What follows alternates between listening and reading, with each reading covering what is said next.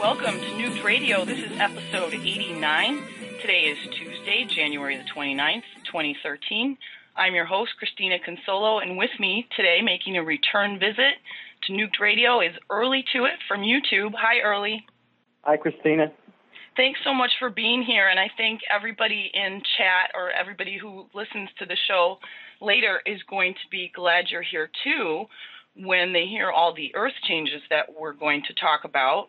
In fact, just right before we went on air, Early and I were talking about all the earthquakes that have happened in the last 10 hours from the Gulf of Mexico all the way up through the St. Lawrence Seaway, and we'll go through that list in a second. I want to follow up to the NRC phone call that I made, not last week, but the week before. I called the NRC back today, and I spoke to their Public Affairs Division, who denied the story that any of the plants had a problem with a Stuxnet-type virus being installed from a USB drive. And this appeared in PC Magazine and also on Any News that this had happened at 2 power plants. So I wanted to make sure it wasn't nuke plants. They actually sent me over to DHS. So I was on the phone with Homeland Security for, probably about half an hour today. They didn't know anything about it either. And after talking to 3 or 4 people, they forwarded me to their attorney. So I messaged PC Magazine and Any News, and hopefully someone will get back to me if they've been able to find anything else out about this. Now, new details are emerging from several sources about a possible explosion that happened at the Fordo plant in Iran. There's still no confirmation from Iran that this occurred. I'll drop a couple articles for you guys. One of these is from WND, that is posting new details surface on Iran nuclear explosion. And also Ynet is saying that Fordo has been crippled by the blast, that there is a 15-kilometer security zone around the plant.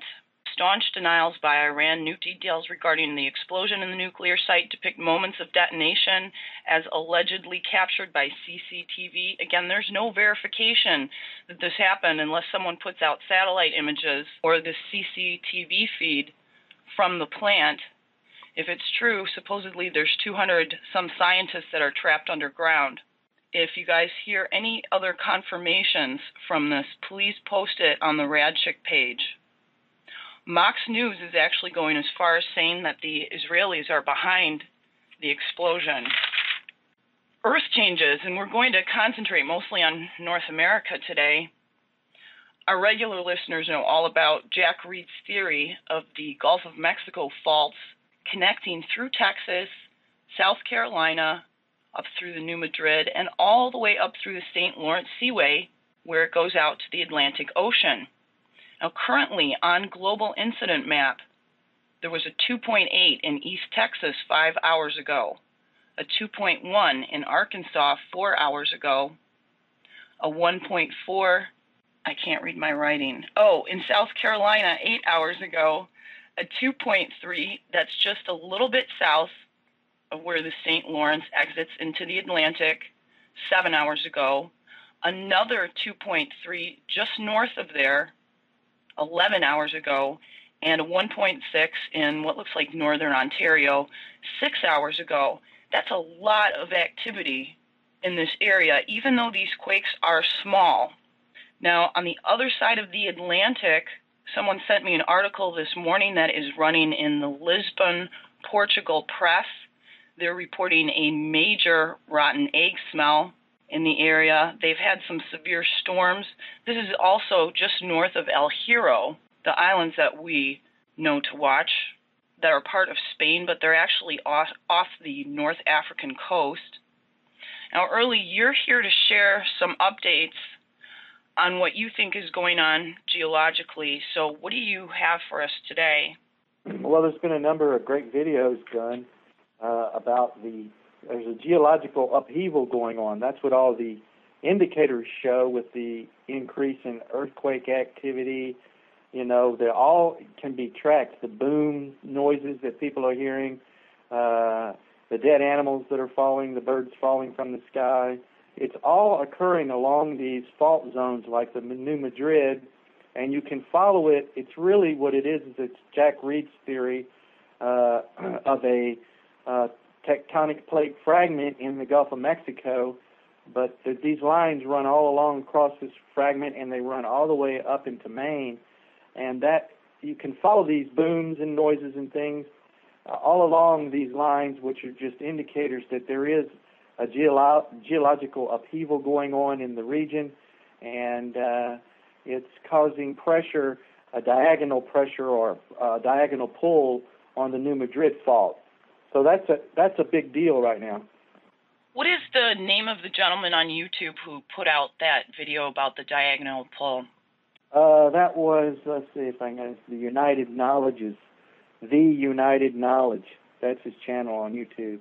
He puts out some great stuff. He's also a frequent poster on GLP, and he's had a number of theories that have played out over the last few months that I've been paying close attention to. Now, there was also reported yesterday in Any News that there's a new sheen from the Mercando well showing up in the Gulf of Mexico again. Exactly, I saw that myself. Of course, my theory. See, he doesn't have a theory that explains what's causing the diagonal pull, but he does show in great detail. He gives lots of evidence, you know, that there is an upheaval taking place. We're in the middle of it. Really, we haven't seen the worst of it, I'm sure, yet. It's like the sinkhole. The worst is yet to come. But you were saying that there were earthquakes and tremors in the Texas area, right? There were also booms less than 2 days ago in the same area before the earthquakes or around the time of the earthquakes. And you can see a definite link between where the earthquakes occur and where the booms occur. They're always within a few mile radius.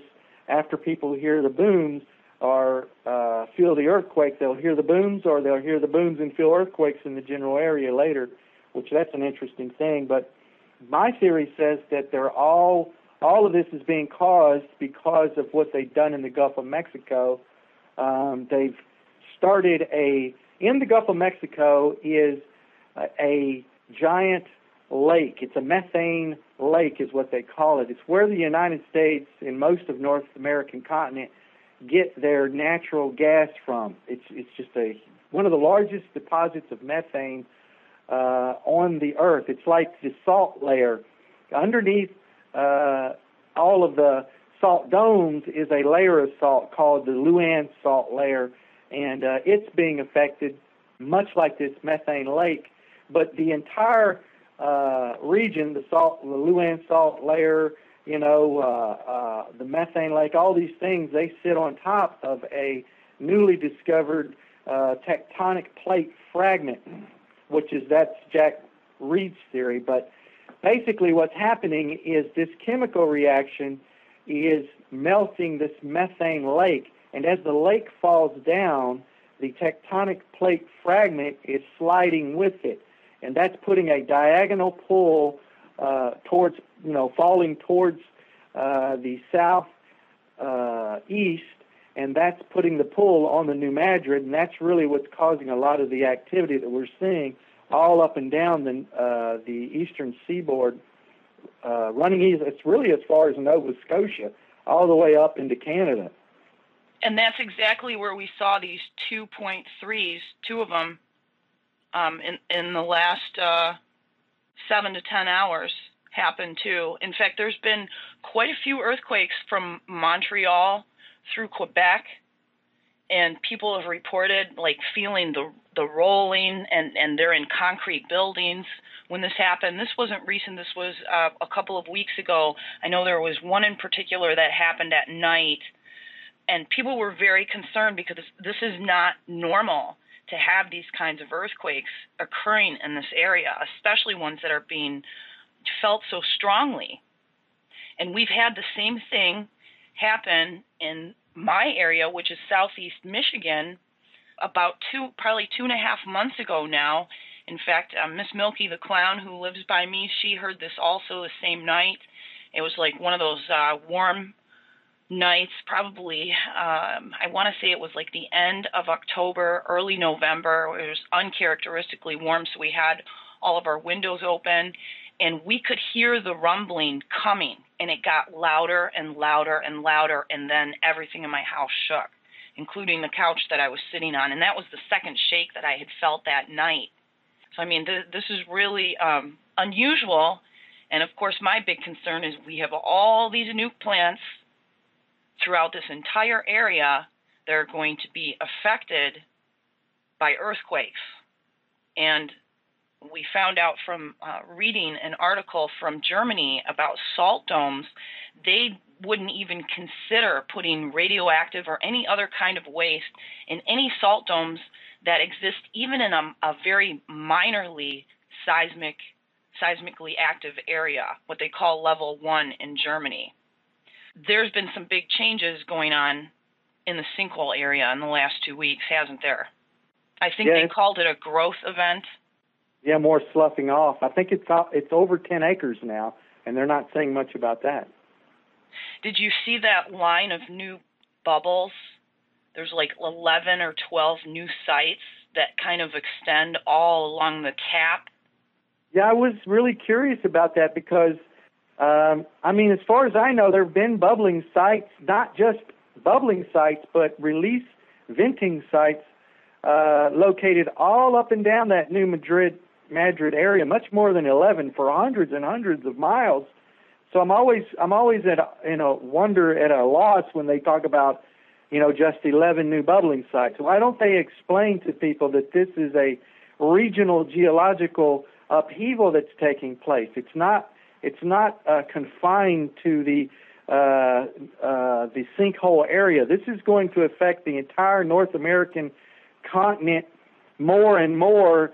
I think eventually it's going to climax and affect the entire globe as we know it. Because running through this lake that I'm talking about, this methane deposit, that is exactly where, if you understand Jack Reed's theory of a tectonic plate fragment there in the Gulf, right? All along the tectonic plates and the plate fragments, you have enormous pressures that are the result of the continents coming together and the weight of the land and the weight of the oceans pressing down. And that is where you find all of the frozen hydrocarbon deposits on the planet. You always find them running along like rivers along these tectonic plate boundaries and fragments. Wherever the pressure of the different plates in the oceans comes together, that is what keeps the hydrocarbons in their frozen form. You see, it's not the weather, it's not the cold that keeps all these hydrocarbons, frozen. It is the great, enormous pressure that's being put on them because of the bottom of the ocean or the bottom of underneath these fault lines from the continents moving together. But see, running right through this methane lake that is dissolving and causing the tectonic plate fragment to slip and to fall and to put diagonal pressure on the New Madrid, right? That is changing the pressure on all the tectonic plates globally. So, and it's the pressure that keeps the hydrocarbons frozen. So, hydrocarbons are released unlike like a frozen, like the ice caps in Greenland, where all you heat and then it melts slowly. Well, just the slightest degree of pressure change, and they will all release at the same time on a global scale. You see, that's the difference between the frozen hydrocarbons and just frozen water, at Antarctica or at the Arctic regions.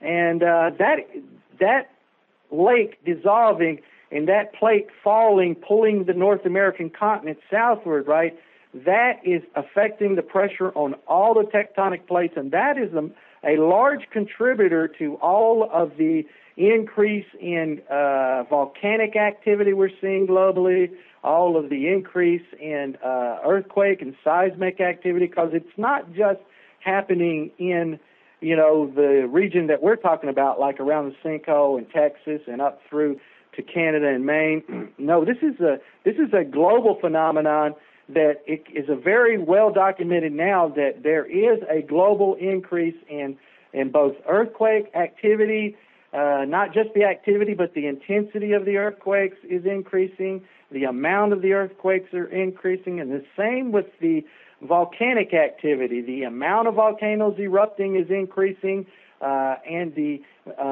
magnitude of the eruptions is increasing. That's what you're seeing at El Hierro there. It's been steadily increasing for the last year and a half. Activity's been picking it up all around El Hierro, and that was in the news you were talking about early towards Portugal there, or Spain. And but the thing is that the pressure is changing along all these plates, and so these hydrocarbons are caught up in this reaction. They're linked to it. They're connected to it. They're a part of it. And as those hydrocarbons change, as they move and dissolve and things, and they've noted releases of these hydrocarbons in several different places that they've talked about. But as far as I know, I'm the only one who's offering a theory that suggests that they're all connected and that these releases are happening now because the pressure is changing in that plate fragment on the Gulf of Mexico. But you have releases occurring in Siberia, you have releases occurring in Antarctica, you have releases occurring on the eastern seaboard around the Bermuda Triangle and Bermuda area. You have releases occurring along the Gulf Coast region. You have releases occurring inland, like you're seeing the bubbling up in the Sinkhole area, and they're talking about the new sites, but these not just in the watered areas, but also you have venting going on in different areas all up and down the eastern seaboard. So it's a pretty enormous, you're talking an enormous scale, because I really do see this changing the pressure globally that holds all of the hydrocarbons frozen. And I don't know how many trillions of metric tons of gas is being held frozen along these tectonic plates globally, but it's all at risk. Every bit of it could be released, and it could happen any day, because the reaction that is causing the melt in the Gulf of Mexico of the methane, that reaction it's occurring exponentially. I'm always trying to explain to people it's not like melting water. This is an exponential reaction because it's rooted in the biology and the microbiology of the region, because what initiated the reaction was the introduction of synthetic man-made genetic material into the environment. There are local microorganisms that occur in the region that occur naturally that eat the methane, and I think they release elemental sulfur. And then there are other bacteria, not microorganisms, that come along and they ferment the elemental sulfur into hydrogen sulfide. And that's where most of the hydrogen sulfide that is getting out in the area is coming from, because these naturally occurring methane and hydrocarbon consuming organisms, they came into contact with that man-made synthetic genetic material, and they cross-hybridized with it, and they mutated into what they're calling super bugs or super eaters. And these bugs they're just having an eating frenzy and they're on a population explosion because of the corexit. They're still dumping the corexit, but what they're not telling you is that the secret purpose, because everything they're doing down there has a link to the Department of Defense, to the Pentagon, through all the bioweapons research and stuff like that.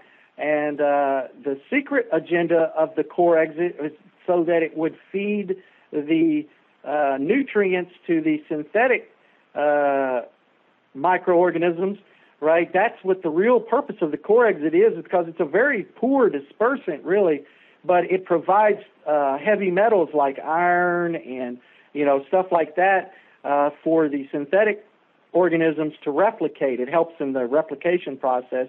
But that is also feeding the mutated microorganisms. So they're experiencing this giant exponential because it's based on how microorganisms or how cell division occurs.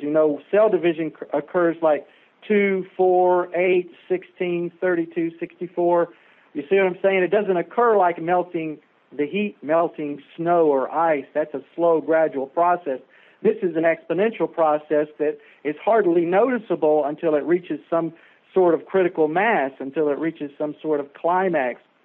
But this is just incredible stuff, in my opinion, and yet there are so few people saying anything about it, and so few people really grasp the enormity of what I'm talking about when I'm saying that the pressures on all of the tectonic plates could change instantly, and that would release all of the gas at once. And you're talking the amount of gas, it's trillions of cubic tons of gas, and it would literally overnight completely alter our atmosphere permanently from one of where it's life-sustaining because of oxygen to one where it's completely oxygen depleted and more methane than oxygen, so that no blood-based oxygen source life form could possibly live on this planet. Let's talk about that foaming event in Australia that happened yesterday, because, this is really a huge example of what... Yeah, that's the hydrocarbon release is what...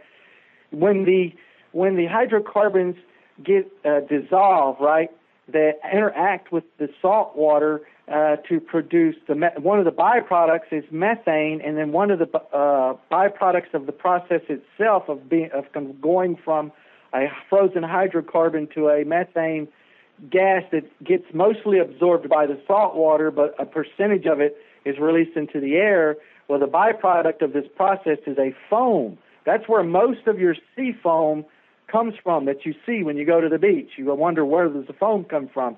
Well, these hydrocarbons are always dissolving in the oceans, and part of the process produces this foam.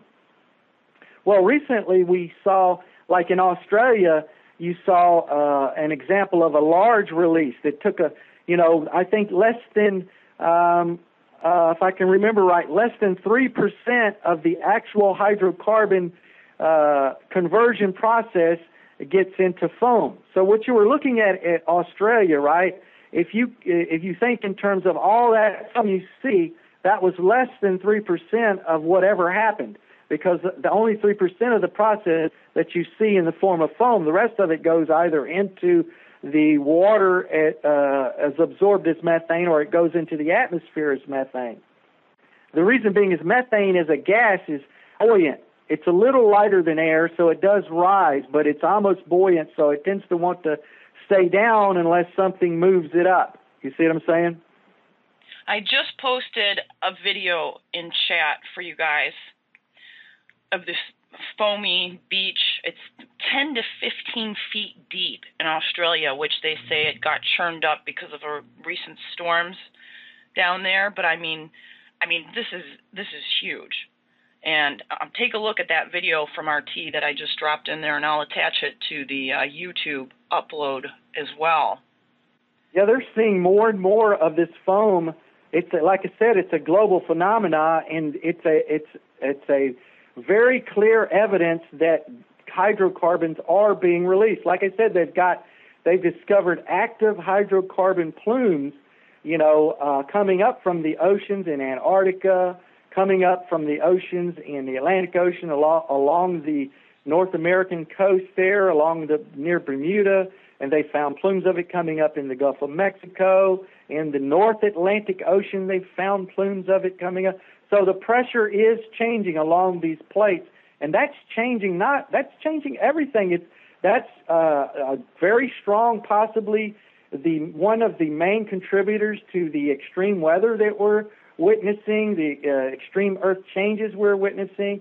I mean, you were explaining the booms, the booming noise. You see, as this hydrocarbons, the thing about these hydrocarbons is anywhere the plates come together. Now, that New Madrid fault line, that is a plate line coming together. It's like a boundary, and you've got enormous pressures there, and in that boundary are frozen hydrocarbons. Now, these hydrocarbons are being released, and that is you're seeing the venting of the gas, like at the Sinkhole and all up and down the New Madrid fault line with the dead birds that are falling out of the sky in the same places that you're hearing the booms and the same places that you're seeing the earthquakes. You see, the evidence is really mounting up for the idea that these hydrocarbons are, in fact, being released. We're undergoing a geological upheaval of a global magnitude, and as this pressure changes, as this tectonic plate fragment falls further, which I say is this reaction is an exponential reaction based. It's a technically, I guess you could say it was a biogeochemical reaction because it's exponential because it's based in the rate of cell divisions of which organisms multiply and divide.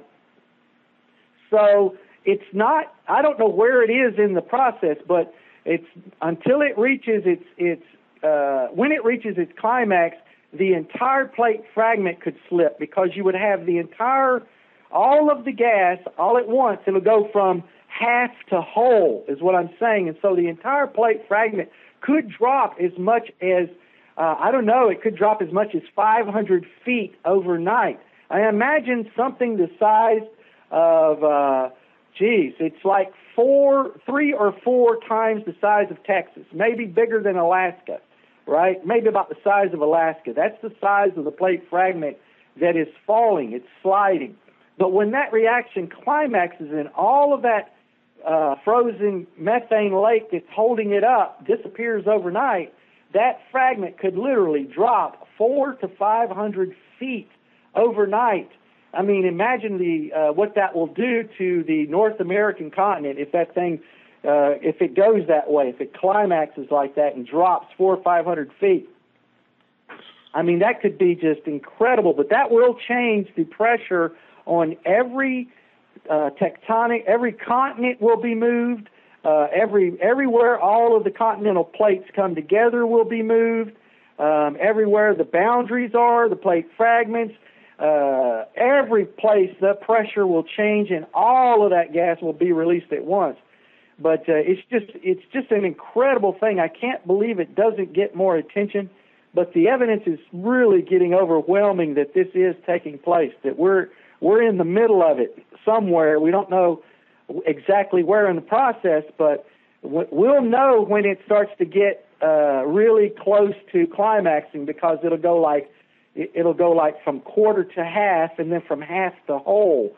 So when it goes from like a quarter to like a half, that's going to be something that we should notice globally. There'll be some kind of indicator. We're either going to get a major earthquake of some kind along the New Madrid, or we're going to get like the Canary Island volcano, or Hero may go off, or 2 or 3 other volcanoes may go off. But it does offer a theory that can link all of these things that we're witnessing, like the foam. It could be because, I don't know if you saw it or not, I think I mentioned it before the show started about the snow rollers. Have you seen those things in Vermont? The snow roll in Vermont. Yeah, you sent me that video. That was pretty crazy. I've never seen anything like that. Well, see, with one of my theories that I came up with a few months back about the corexit, was the fact that we know that the corexit, see, they're still using that corexit because they're feeding, the real purpose of the corexit is to provide nutrients for the man-made synthetic bacteria to replicate. That's why they're still using it to this day. It's such a poor, I mean, the only reason they got the other chemicals in it is so that it would legally qualify as the dispersant. They really don't even care how much it disperses. I mean, but they put all those other chemicals in there just so they could get away with calling it a dispersant. But basically, if you know what the chemicals are, you can see why do they add iron and these other heavy metals and minerals to the corexit. The only reason that could possibly was to provide nutrients for the synthetic bacteria to replicate, because heavy metals like iron aren't found naturally in the Gulf waters. So that's why they put the corexit in there. But the thing is the corexit has become part of the rain cycle of the planet. It's a permanent, irreversible contaminant, and they know that. It's banned in I think, but the United States and Britain. Every other country in the world won't even allow it to be used. But it gets into the rain cycle, and it cannot be removed. So in that way, it's much worse than radiation, because radiation, as bad as it is, you know, given 1,000 years or whatever, its half-life will make it so that it's not killing anyone. But corexit, as long as there's rain, corexit will be killing people, because it's a permanent, irreversible contaminant. It cannot be removed once it's in the environment. And what's happening is this corexit is in the rain cycle, and the same basic reaction, it's lifting the microorganisms into the air that are in the melt going on with the gas, and the same basic reaction that's happening in the Gulf of Mexico has begun to happen in our atmosphere at different levels where the gas is accumulating, because the Gulf Stream, you know, the air moves all around the planet, so all of this stuff is being carried all around the planet, around the globe, in these wind currents and things, and it accumulates around different types of particles, usually gas particles like the methane in the bottom of the Gulf, or different heavier dust particles and things like that. And then where it accumulates, this same basic reaction begins to take place again in the atmosphere that's going on in the Gulf. And so a byproduct of this reaction, once again, is like a foamy product in the water. You see, and so that's what's happening with the snow rollers. You know, snow rollers are not a new thing. They're just like the foam. They've been witnessed before, but the fact that you're seeing them in Vermont shows you that there may be plumes of methane gas being released all up and down the New Madrid Fault and getting into the air and causing that same foamy effect on the snow that's falling, and then the wind is whipping it up into like fluffy rolls, just like you see the wind whip up the foam there in Australia with that situation. What do you think about that theory? I'm reading the comments in chat. People are like, that is wild. They're looking at the videos of the snow rollers that I posted. I don't think either one of these are the ones that you sent me, but there's like two boys that are holding a big one. And, yeah, that's just crazy. I mean, in all the years I've lived in Michigan and been to Canada during the wintertime, I've never seen anything like that going on across any kind of fields where it's, you know, windy, where, I mean, that's the first thing you would think of. Well, it must be, you know, the wind is doing that. But we've seen some other unusual events just watching the Earth changes over the last 2.5 years. And especially in the last year since we started doing this show, asphalt volcanoes in the Gulf of Mexico appearing, which were a new finding, methane volcanoes off the coast of San Diego that was found by grad students from Scripps University. We have also a lot of atmospheric things that we haven't seen before, these rays in the sky that go from one end of the horizon to the other, that aren't really associated with a sunrise or sunset, which I thought could be attributed maybe to xenon gas, because they look like a gas would behave when you shine a light through it, which I used to do with certain test that I did in ophthalmology where it passed through like oil or water or viscous solutions or gas. And these huge halos that are appearing around the sun, you know, is that chemtrails? Is it the hydrogen sulfide? Now, hydrogen sulfide tends to go into low-lying areas. Is that correct? Right. It tends to hog close to the ground, and then as it accumulates, it rises. But it doesn't drift, you know, unless there's a lot of wind. It won't rise into the air. Methane's a little lighter than hydrogen sulfide, so it'll go in the air. Both will kill you. You know, methane will asphyxiate you if you get a few good lungs full of it, whereas hydrogen sulfide's a much more deadly gas. It'll kill you with one good deep breath of hydrogen sulfide. It could put you out right there because it's used in chemical warfare, you know, so it's a very deadly gas. They've known about it for years and years. There was a point I wanted to make, too, about the all these Earth changes. You know, the gas, right, and you could be right about it being xenon or radon gas that are causing these pillars of light that people are seeing, because as this melt continues, right, all of these hydrocarbons globally along these plates, whether the plates come together in the oceans or whether they come together on the land, where the heavy pressure is and the pressure is changing and these hydrocarbons are being released, well, it's cracking the ground, just like fracturing. You know, when the hydrocarbons dissolve, the ground moves, and then behind it in comes air or water.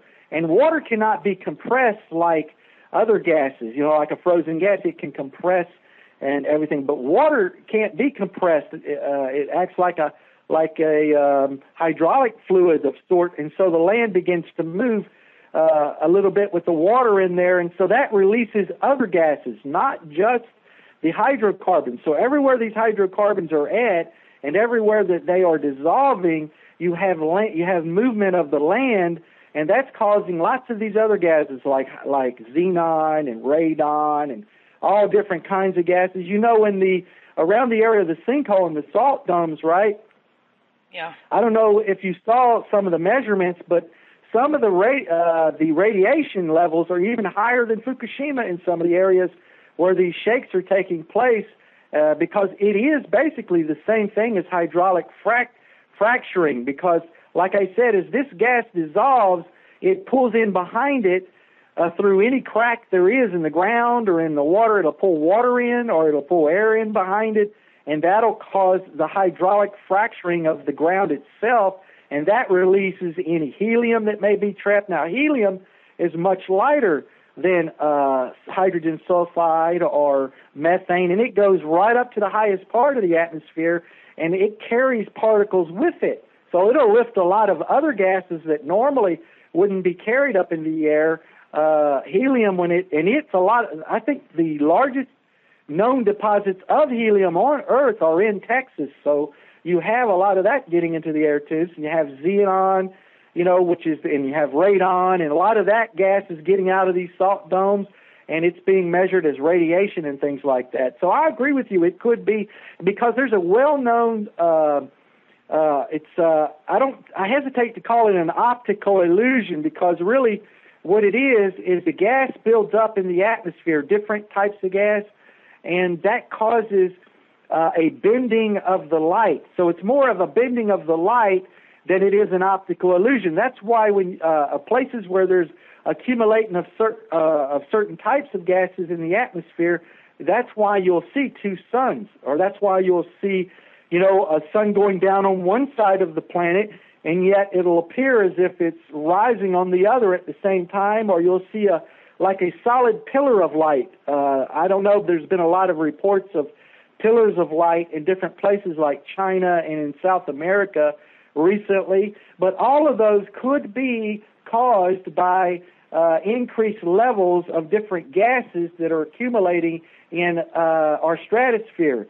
That could cause us to see these things. They're not so much as optical illusions as they are the fact of what's called a lensing effect in the atmosphere. It's like when you look over a clear running brook and you look down into the water and you look at the rocks, they look really close But the truth is, you could step into that water, it could be 20, 30 feet deep. I know I used to live in the Ozarks in Missouri, and we would go swimming every summer in the creeks and streams. When we get the snow would run off, and they'd be real clear, and I'd look in there, and it'd look like it's really shallow, and I'd step off in there and go over my head. You know, it's the same thing in the atmosphere.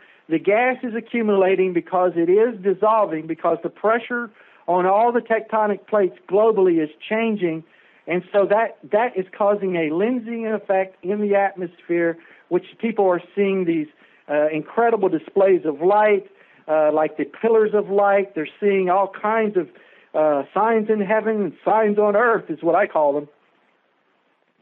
I've seen the pillar of light effect here recently several times when we've had a really bright pink and orange sunsets. We had like 6 days in a row where this happened a few weeks ago.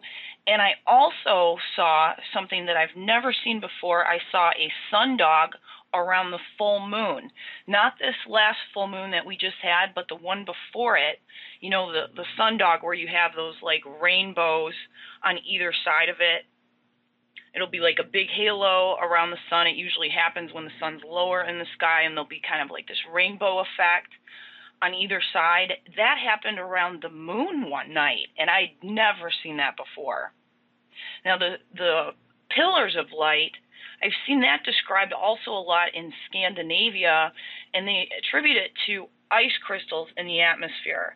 And I've only seen that one other time in my whole life, and it was when we had like a really foggy, cold morning, and I was driving to work, and it was actually coming off the headlights of cars. But these things are being seen with such frequency now that you know, it is very concerning of what's causing it. A lot of you know, the weather forecasters, they don't talk about this.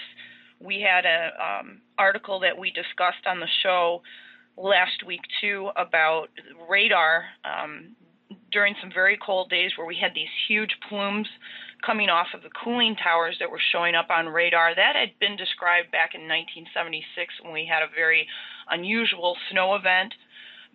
But it hasn't really happened since, as far as I could find. And you know, when I messaged someone from the Weather Channel, Mike Betts, he just said, well, because it's cold out. But then, you know, why don't we see it all winter? Like, what is the temperature differential that would cause that to happen?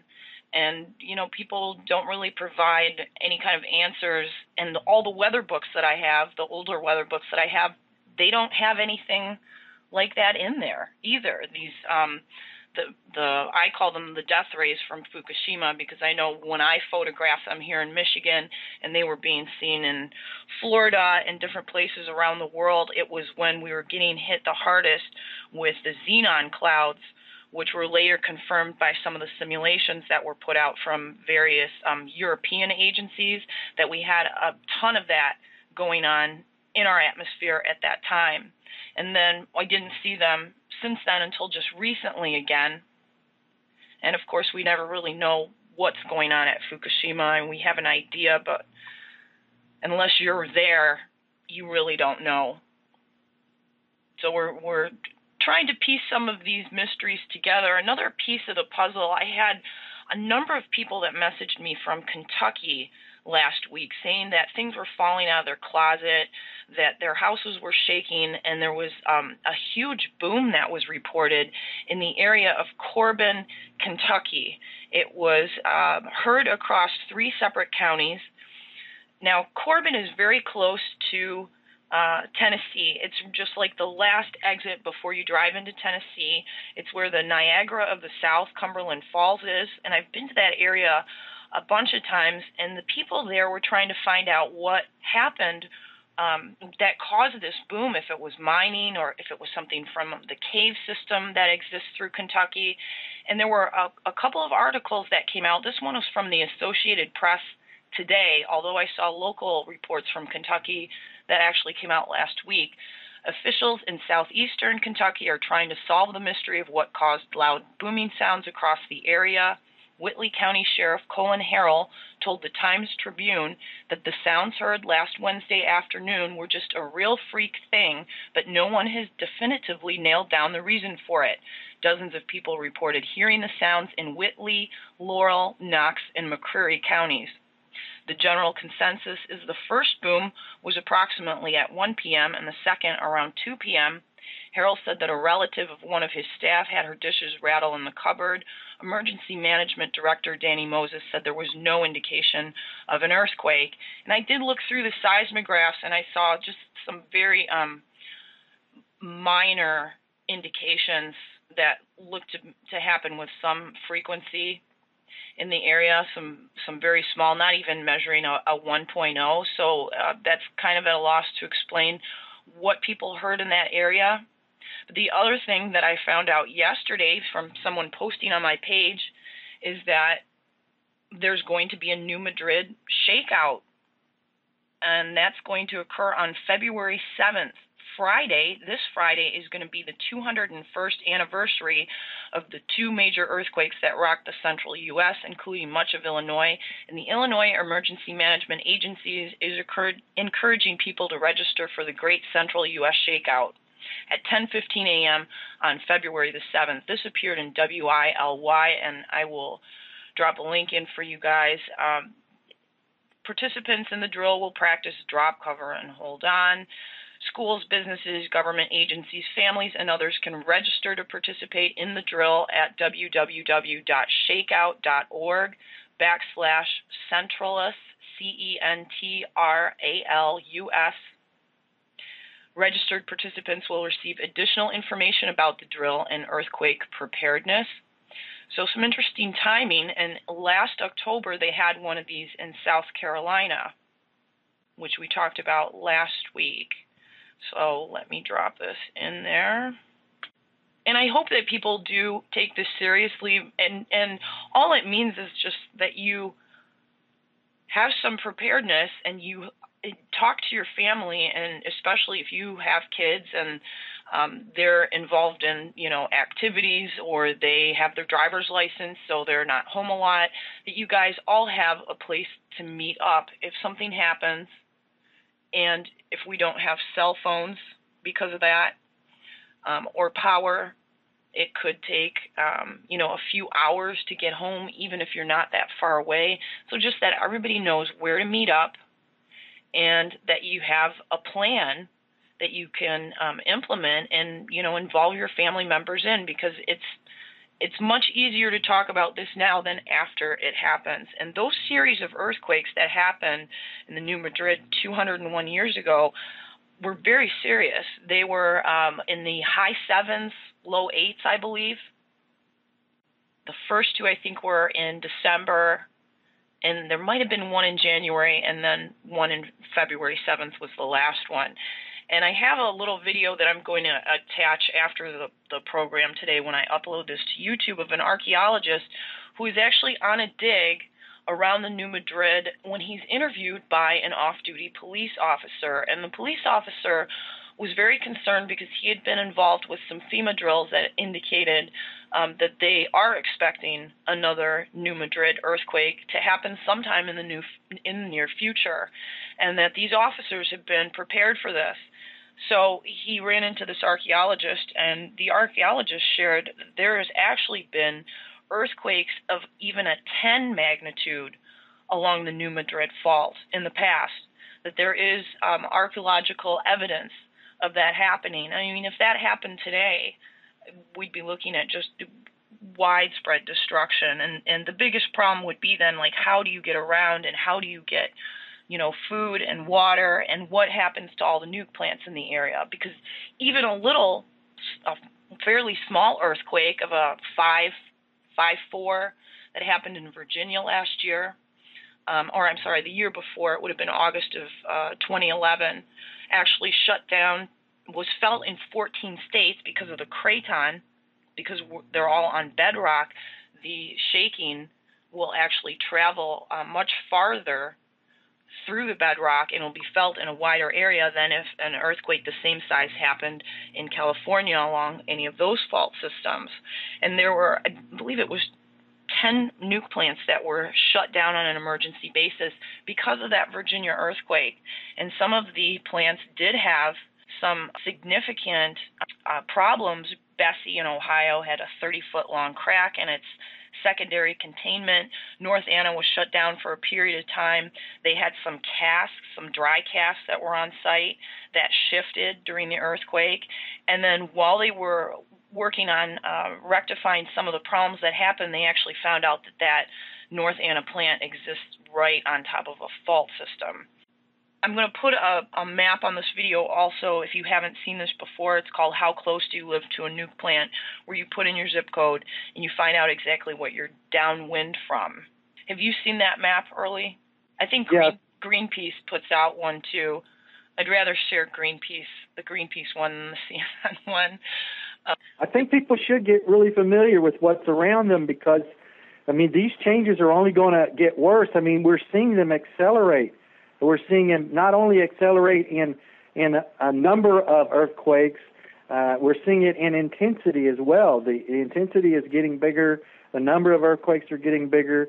The intensity of the atmospheric conditions are getting more of them. They're getting more intense.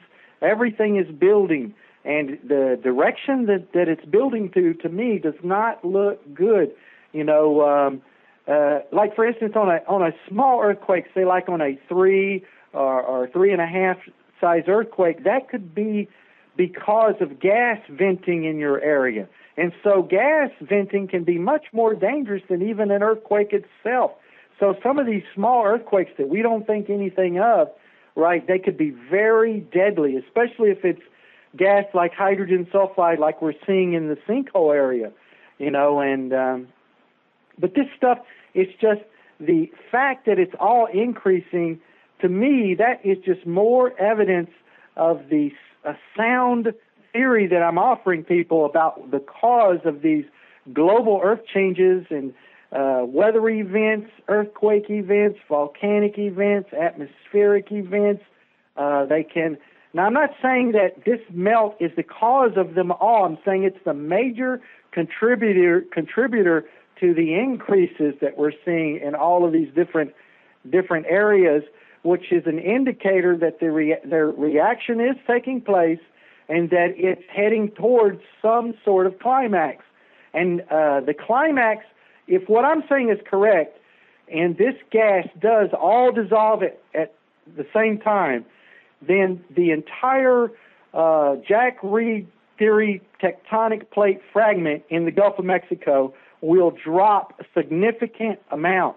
And so the consequences of that, I don't think anyone has ever imagined how, at least for the North American continent, the consequences that could have are just so far-reaching. I mean, the Gulf of Mexico could gush into the United States all the way up to the Great Lakes. I mean, it could be a new ocean in the middle of the United States. So this is really big stuff. I mean, El Hierro could go off, and that could cause a tidal wave from the Canary Islands all the way to the East Coast that could wipe out, you know, kill millions and millions of people. So this stuff is just, like I said, to me, it's just more indicators, things that we should see. There's one thing that I've been telling people that would go a long way to proving whether or not this is taking place is if, like with the snow rollers that we're seeing, if someone out there sees hailstones that fall that catch fire or that have a blue flame coming out of them, or you see a big hailstone that's like a meteor falling on fire, you know, that's something that I would expect to see if the corexit is reacting with certain chemicals in an area, you know. So that's something to look forward to. We didn't predict the snow rollers, though, but it is the same process, basically, that forms the snow rollers, that forms the foam in the oceans that everybody is seeing. So that is something that we should expect to see more of also, along with increasing in earthquakes, in the number of earthquakes, in the magnitude of the earthquakes. The same with the volcanic activity. We should see an increase in the volcanic activity and the amount of volcanoes. I think there are 64 volcanoes erupting globally right now. That is an never before imagined amount of volcanoes spewing into the atmosphere right now, and that number is only increasing, and the magnitude of the eruptions are increasing. All of these things appear to be heading towards some sort of major climax, in my opinion. Well, and according to the gentleman that we talked about earlier, the United Knowledge on YouTube, and his name is Bending Light on GLP, he's put out some really fascinating research about some of these global happenings as well, and he'd been predicting possible escalation of a lot of these booms and shaking and so forth for late February to March. And it's a pretty complex article that he wrote. If you get a chance, I'll try to attach a link for it if I can find it. I know there's a few people on the Radchick page that have it. You know, all these little clues. Just a few days ago, we had this spike of radiation in Arkansas. And there were alerts that went out because of the numbers. It was over alert level, or the federal alert level of 100. And it didn't correspond to any real weather patterns. And if that had come from Fukushima, it should have been picked up in detectors along the way. But it wasn't, and so that made me think that it was a local event. And I said over the next 72 hours, because this is what I've seen before when we've had spikes, sometimes there's earthquakes associated with what's probably radon outgassing from the ground. It is measurable, and there's other countries that use this as an earthquake predictor. The USGS does not. It's the only earthquake agency that does not use radon outgassing as a predictor. But when you see high rad levels and it's not corresponding to either rainfall, the jet stream, or the tropopause, I would suspect outgassing from a fall, and I would look for an earthquake 72 hours from that time. And sure enough, we had one today in Arkansas. So all these little clues, they all help each other. We all help each other to learn, and the information that you bring to us is very valuable, Early, and I'm really glad that you came back on the show today, and you're welcome to come on anytime. Thanks for having me. I love being on your show. Also, I wanted to mention that be on the lookout for the humming sounds and the horn sounds also. We should be hearing more of those too. Well, we'll look forward to that. Also today, if you live anywhere in the center of the country, from Texas up to the Midwest, they are indicating on Torcon that we could have tornadoes because of the air masses that are mixing. Right now, it's 45 in Michigan, and we had thunder and lightning this morning here with no rain, so very unusual stuff. Also, I have a request from Loren Murray.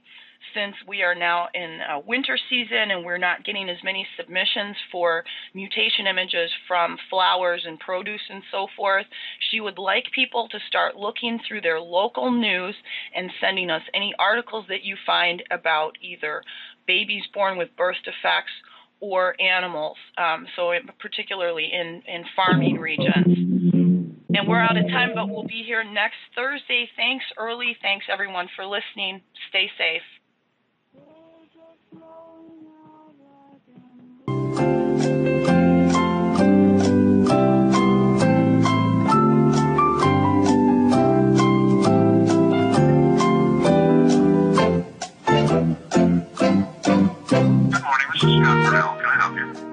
Yes, hi, Scott. I was following up to a phone call I made to your 800 safety number a little over a week ago. There was an article that came out in PC Magazine that 2 U.S. nuke plants were hit by a Stuxnet-type virus, which shut down operations for as long as 3 weeks, and that happened in early October of 2012. But I went through your event notification page, and I didn't see which plants that occurred at. So I spoke with a gentleman who said his name was Kale, but your 800 number can't seem to find him today, so they transferred me to you. I just want to make sure I'm following correctly. You called our allegations number about a week ago? Yeah, the 800 number for safety. There's more than one 800 number in the agency, but you called the number to report a safety concern? No, I called the safety concern number to ask them which 2 plants it was because it wasn't named in the article. And they didn't seem to know anything about it, although it sounded like it was kind of a big deal from the PC Magazine article. Well,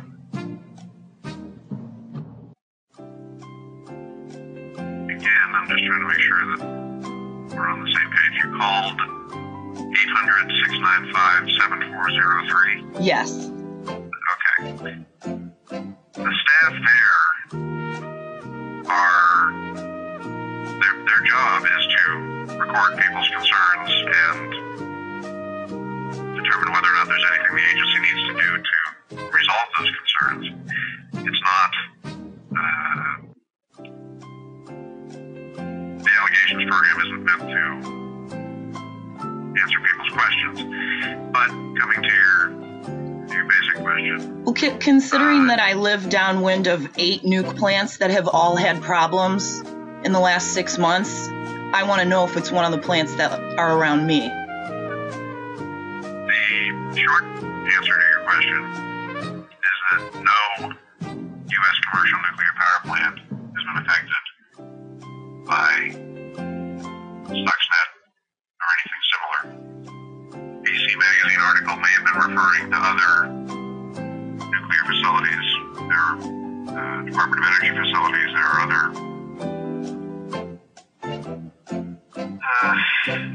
other facilities that meet the basic definition of a nuclear facility. Right. I can't say that no commercial nuclear power plants were affected. Okay, that's not what the article said.